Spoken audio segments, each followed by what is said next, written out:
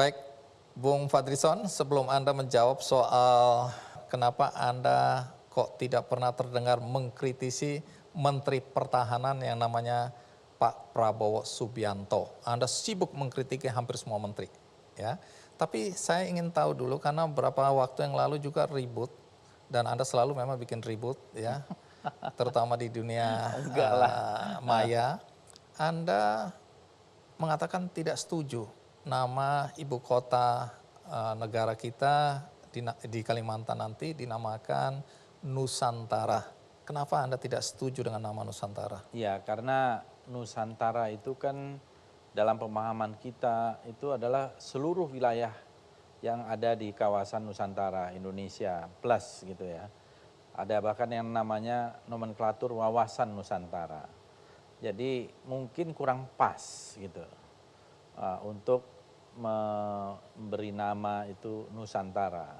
Karena menurut saya itu bukan nama untuk sebuah kota atau ibu kota, tapi untuk sebuah konsep Nusantara itu. Jadi tidak tepat. Ya. Nah, yang membuat banyak orang terperangah dan bertanya-tanya apakah ini memang usulan yang tulus atau ini sindiran. Anda mengusulkan agar ibu kota negara kita yang baru ini nanti diganti dari Nusantara menjadi Jokowi. Iya. Banyak Jokowi City. Jokowi City. Iya. Oke. Di Kazakhstan ada perpindahan ibu kota dari Almaty pindah ke sebuah kota baru yang bernama Nur Sultan yang diambil dari nama presidennya waktu itu masih ada, namanya Nur Sultan Nazarbayev. Kemudian juga contoh-contoh yang lain sebenarnya ada. Ya. Oke, jadi ini murni dari hati yang tulus, bukan sindiran terhadap Pak Jokowi? Kalau Atau ketidaksetujuan Anda ungkapkan dengan perasaan tanda kutip jengkel? saya bingung dengan pertanyaan ini sebenarnya. Oke. Jadi saya melihatnya. Jadi sah-sah saja Anda mengusulkan nama Jokowi City gitu ya, menurut Anda ya? Ya, karena itu kan sebuah tantangan yang juga berat, ya. Baik, selain soal Anda tidak setuju pada Nusantara dan Anda sudah jelaskan alasannya, yang membuat sejawat Anda di DPR itu jengkel sama Anda, karena ini kan pembahasan udah lama, waktu rancangan undang-undang. Terakhir itu ngebut sekali. Kemudian ada 80 nama yang diusulkan sudah dibahas, sudah matang. Ya, Dan itu, partai Anda, Gerindra, ada menjadi bagian dari urusan. Kalau tidak salah ya Mbak Nino ya, nama Nusantara itu tiba-tiba muncul 2 hari atau 3 hari sebelum itu diundangkan. Ya, ada katanya sejumlah nama, tetapi memang kita tidak cukup waktu untuk membahas sosialisasi, tidak hanya kepada masyarakat, tapi juga kepada anggota DPR yang lain yang saya tahu. Termasuk saya, kalau saya pasti merasakan. Kita tidak merasa terinfo karena itu kerja di sebuah panja di ada wakil Gerindra di situ? Ada di Komisi 2. Tetapi apa yang dikerjakan di situ kan baru dibawa ke belum tentu kita tahu apa yang dikerjakan di masing-masing itu. Baru nanti dibawa ke sidang paripurna. Tapi ini suara mayoritas sudah setuju, sudah disahkan sebagai undang-undang. Mengapa baru Anda ribut sudah disahkan? Enggak ribut saya kan. Saya kan cuma nge-tweet doang. Ya itu ribut. Nyinyir. Kalau sudah disahkan sudah diam aja. Bukan, kan juga banyak yang berpendapat soal kata Nusantara itu. Ya menurut saya itu kan namanya masukan, ya masukan bahwa Nusantara konsep. Jadi nanti sekarang kita harus mengubah sekarang konsep wawasan Nusantara gimana nanti selanjutnya. Jadi setelah disahkan begini, apakah ada upaya lain Anda? Kan nggak mungkin diubah lagi. Ya itu yang menurut saya harus didiskusikan, misalnya konsep wawasan Nusantara itu seperti apa, konsep-konsep lain yang terkait dengan nomenklatur wawasan Nusantara itu bagaimana jadinya. Karena kalau masih dipakai wawasan Nusantara kan berarti wawasan dari ibu kota baru itu. Baik, ya itu alasan Anda ya. Iya. Oke, mau diterima atau tidak itu terserah pada masyarakat. Iya. Nah sekarang soal mengkritisi Menteri Pertahanan. Mungkin saya tidak terlalu mengikuti tweet Anda ya, tapi apakah Anda pernah mengkritisi Pak Prabowo sebagai Menteri Pertahanan? Karena banyak orang bilang, jangan cuma menteri-menteri lain yang dikritik Fadlison. kritik juga dong Menteri Pertahananmu atau menterimu yang jadi Ya, Menteri tapi Pertahanan. kalau saya lihat ya, Mbak Nino ya, apa yang dilakukan oleh Pak Prabowo sejauh ini, itu kok langkahnya tepat menurut saya. Oke. Coba pada bagian mana yang tidak tepat? Karena beliau menurut saya kan ahli tadi. Oleh karena itu memang menteri-menteri itu harusnya adalah orang-orang yang ahli di bidangnya. Jangan trial and error, jangan uji coba gitu. Akhirnya kan banyak yang blunder. Salah memilih diksi, salah memilih frase, jadi orang semua salah paham, jadi ribut aja terus gitu ya. Tapi Pak Prabowo menurut saya langkah-langkahnya tepat. Kita mungkin nggak bisa diomongkan, sebenarnya berapa lama sih kita nih tahan? Kalau sekarang ini ada perang di Rusia, Ukraina, kita nih berapa lama tahan? Ukraina bisa hari ke-8, hari ke-9, mungkin hari ke-10 bisa bertahan. Baik. Nah, kita nih sejauh mana? Nah, Emang ada ancaman yang nyata di depan mata kita? ada lah. Apa? Laut Cina Selatan, menurut saya itu ancaman yang sangat nyata. Dari dulu sudah ada kajiannya, itu bisa terjadi perang di situ. Laut Cina Selatan, ancaman yang nyata gitu menurut saya. Sewaktu-waktu bisa timbul perang di situ. Oke, ancaman dari China tentu ya. Ya, Yang dominan belum lagi terhadap tempat lain negara-negara ya. di Karena sekitar kan Pulau Natuna. mengklaim Nine Dash Line itu merupakan bagian dari wilayah Cina, padahal bagi kita itu wilayah kita gitu ya. Apakah ZEE. dengan pemikiran ini Anda menganggap bahwa budget atau anggaran yang diajukan oleh Pak Prabowo untuk alutsista ini senilai 1.760 triliun itu wajar untuk Indonesia dengan ancaman yang Anda sebutkan tadi? Menurut saya sangat wajar.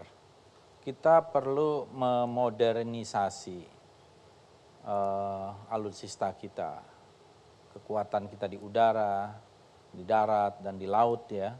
Kita perlu modernisasi dan memang itu mahal. Alutsista ini sangat mahal karena ini teknologi canggih, teknologi akhir, dan harus dilihat bahwa angka itu bukan angka untuk 1 tahun. Lihat skemanya itu skema besar dan itu meneruskan dari tahap-tahap untuk memenuhi kebutuhan minimum essential forces, ya kebutuhan pokok minimum dari pertahanan kita. Jadi dan memang harus ada kontinuitas. Misalnya nanti presiden berganti, ini harus terus gitu ya.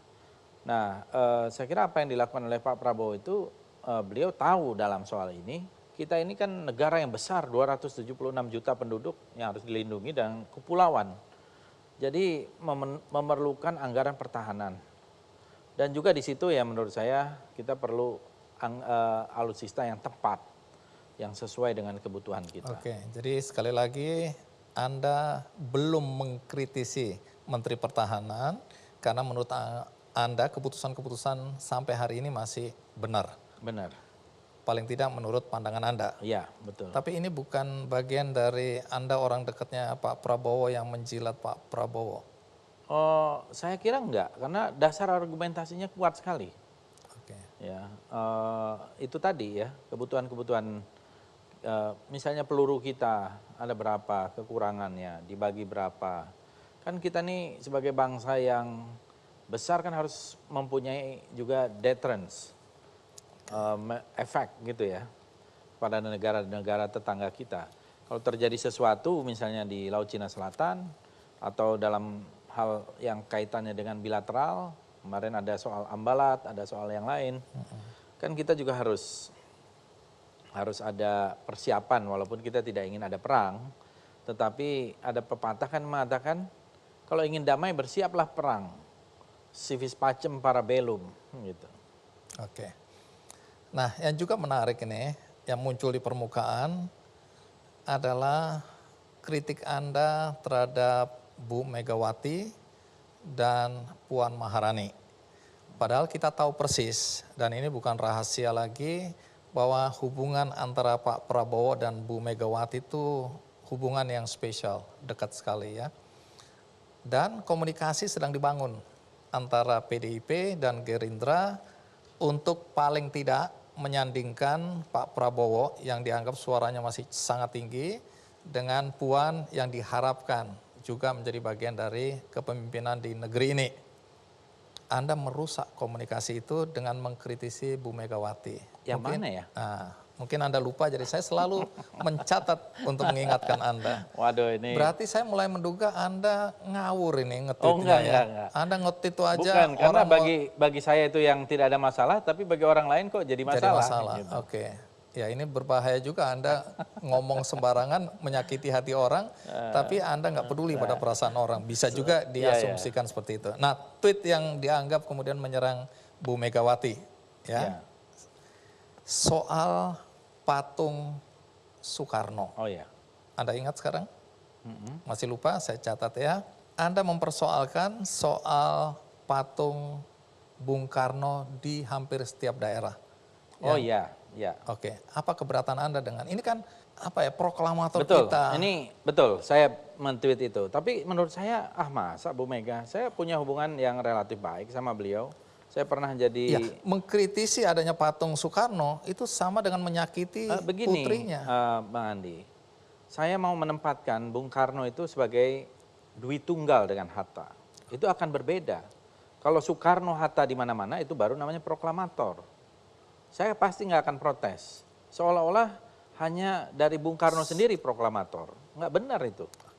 Menurut saya itu kalau dua orang itu proklamator seluruh Indonesia, bagus. Itu wajar dan menurut saya sangat baik. Kalau Tetapi sendiri kalau sendiri mengkultuskan. karena sebagai seorang tokoh pahlawan nasional, kenapa nggak lebih baik pahlawan nasional dari daerah masing-masing?